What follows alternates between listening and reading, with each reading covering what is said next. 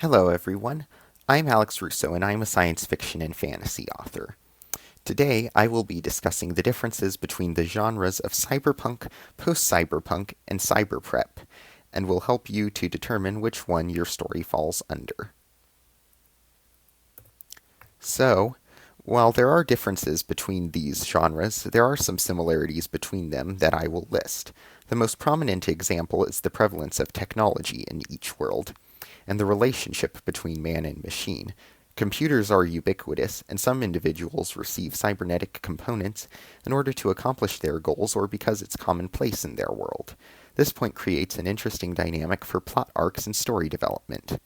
Additionally, most stories in these genres are set in urban environments, whether that be on Earth or a dense colony on the Moon or Mars.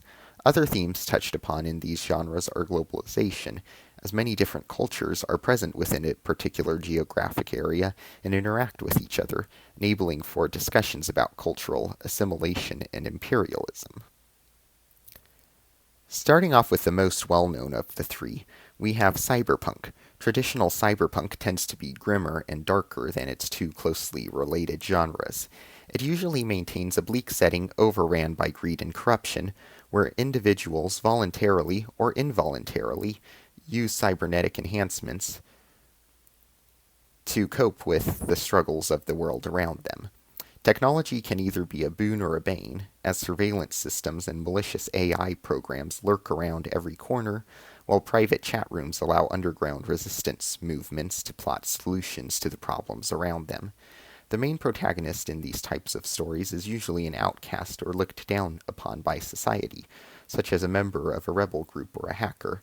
Conversely, antagonists range from military leaders, malicious software, corporate tycoons, and dirty politicians to even individuals, much like the protagonists who are also outcasts, but have a different motive for their actions. The next genre on this list is post-cyberpunk. While its predecessor maintains a more dystopian view of technology, post-cyberpunk usually maintains a more neutral stance, with technology being used as a tool for good or evil, similar to how protagonists and antagonists may use weapons in other stories.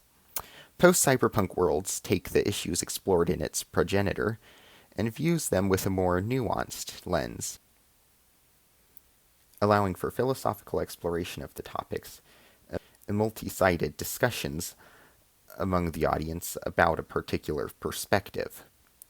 Protagonists and antagonists in these stories come from a variety of backgrounds, with some protagonists even supporting the world order in which they live or seeking to reform the system rather than tear it all down. This genre would work best for thrillers set in the future or space operas with themes similar to cyberpunk and its derivatives. The final genre on this list is cyberprep. Cyberprep creates a world that is a techno-utopia, with aesthetics recalling the optimistic futures of Y2K futurism and the Frutiger Arrow aesthetic.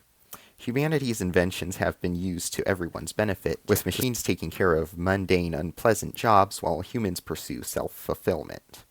This type of a story would work best for reflections on post-scarcity civilizations, self-actualization, purpose, and the idea of utopia is dystopia.